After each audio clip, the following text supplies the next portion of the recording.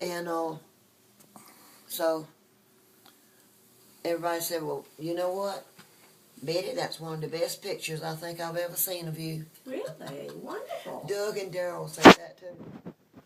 It was a lovely picture. But the sweater was, I had a turtleneck under here, and the sweater was off-white, and had a big Christmas tree right in the chest part of it. I know that was pretty. It was, and they grouped us all, and it just turned out real good. Well, that's great. And the lady that was sitting by me, she would have been 100. Wow. She did not look it. She didn't act it. She fixed her makeup every morning. Oh. So she had help. She had a lady that lived with her. And she just enjoyed life and just enjoyed everything, about everything. And so her son was a lawyer. You probably know him. Is he Murray or Murray? Let me see.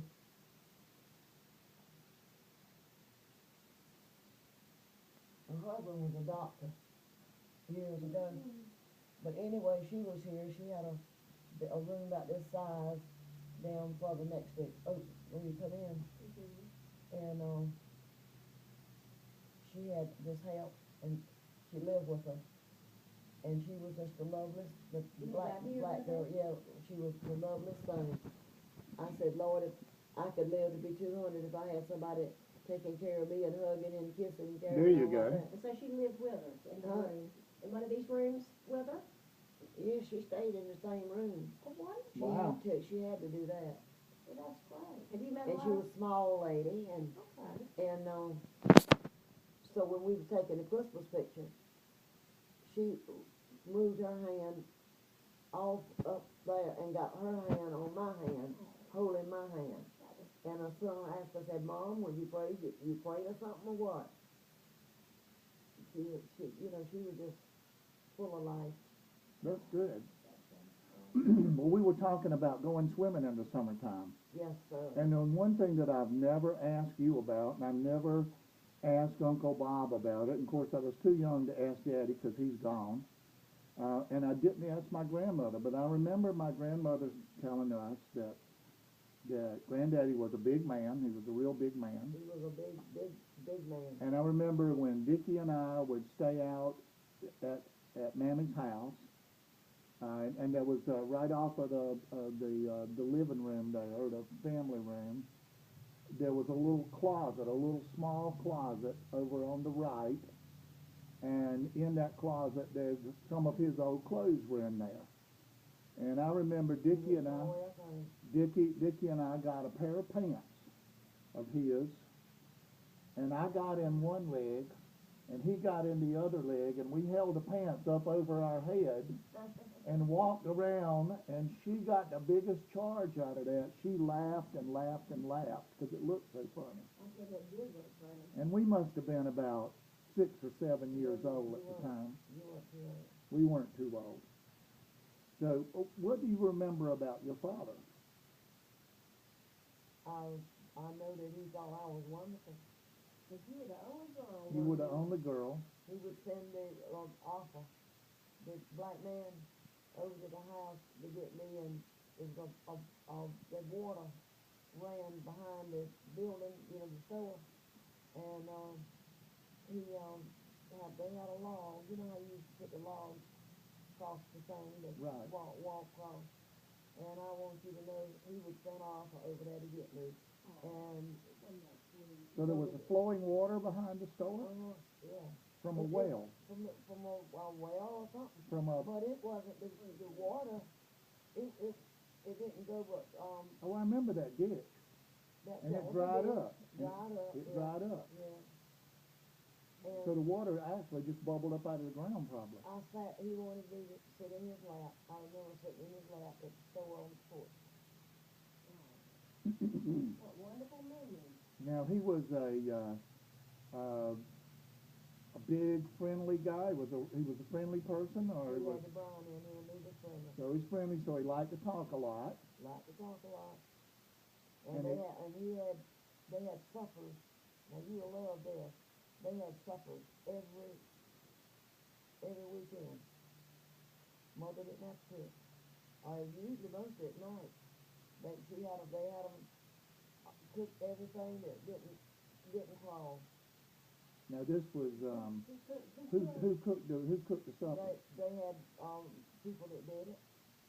At the Mr. store? Benjamin, you remember that? You don't remember that, but you got heard of him.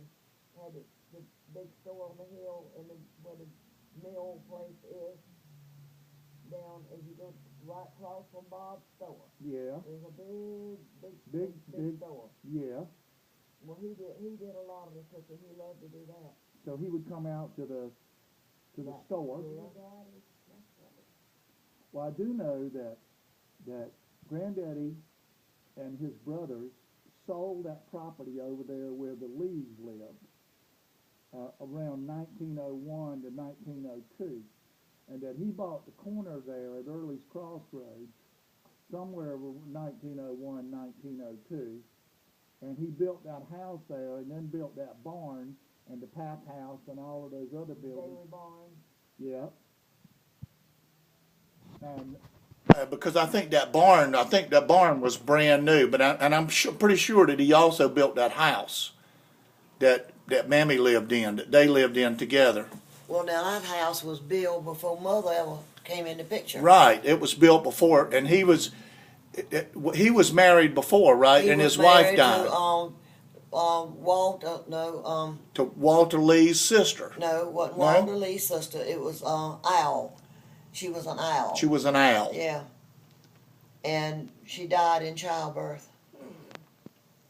That was very common back then. That was common because they didn't have any help. And a lot of times the women continued having children until they died, till it killed them.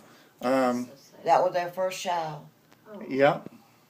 She died. The baby died, and she died in childbirth. Oh, that's so sad. Her great-great-grandmother died 3 days after delivering her second child.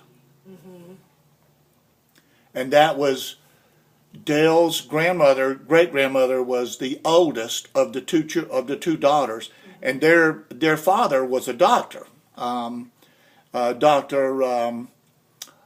Edgar Roberts, and they were in Keyport, New Jersey. And when Aunt Edna was born, the mother, her family name was Arrowsmith, a very aristocratic family, she died. They didn't know the things they know now. I mean, a death by childbirth was very, very common. Yeah. Well, you know, if the medical science wasn't what it was when my daughter Frances was born, I would be gone because I had complete placenta previa and I would have bled to death. Because, I mean, you know, Yeah. that's what would have happened. That's what they said. Had you been, if this happened 30 years before, you'd be dead. Your baby Yeah. would be too. So the dinners that they would do that on Friday night or Saturday No, night? I don't know what night. Well, I don't know what night of the week it was. But it was done. on during the But weekend it probably. was during, and Mother loved to sew, so she sewed and did all that, made build those shirts, little buttonholes. and Yep. She did all that. She did that while Daddy was at it, tending to his. She didn't have to make meals at night. Yep. Well, you went to the cookouts, right? Did she? I don't think she No. ever You had didn't. that. You didn't go to the. You mean at the store? Yeah. Lord, no. No, wasn't no women allowed. Oh no, just a whole bunch of men. Honey, she was saying that your grandmother didn't ever have to cook. She sewed and stuff at night. She loved to sew. And your granddaddy must have cooked every night. Your granddaddy didn't do. He didn't cook a lick. He didn't cook The anything. people that came to this thing, they had somebody every week. Oh, okay. But Mammy was a good cook. Well, no, he wasn't. She didn't have to cook for that group of men. Yeah, it was just That was that a group of big- men that got together. Yeah, it was men They were probably playing poker and drinking a little drinking a little liquor and moonshine on the side. or yeah, whatever. moonshine and having a good time. Having a good time. But I believe Daddy was a diabetic. I do believe he was that must have been a diabetic. I think he Because probably it had the runs in same the family. disease that Eddie died from. Yeah, Some kind of blood disease. yeah. But he died. He would walk from the store, like I said, the store to the house at night, and cross that. Well, they made it wide enough because it was, Right. But anyway, he had a heart attack between the ditch And the house. and the house, and he was so heavy they couldn't move him. So mother and those took quilts and pillows, Rolled and him over on it. all kind of stuff, and just covered him till daylight. And then they got help and brought him in, and that was the end of him. But he didn't die then. But I can remember that. Wow. Wow, and you probably remember all sorts of other things that you just aren't remembering yet, which is why I wanted to come and talk to you a few minutes today to get you to, Stir me up. to stir you up and think of all these good things, because all of your grandchildren would love to know all of this. It's just little things that after you pass away, all of this is gone, and nobody's going to ever know it. And it's like you've got this book up here in your head that you could write about the family. That's right. I wasn't as fortunate. My mother is still alive. She's 90. She'll be 92. Yeah, she'll be 92. Luke said she sees that to be But a she child. doesn't remember, and she can't hear, and she doesn't remember too much of anything. So it's so hard to communicate with her. But you're so easy to communicate with. And you have a good Right. memory. You got a good memory. You do. You have an excellent memory. Thank you.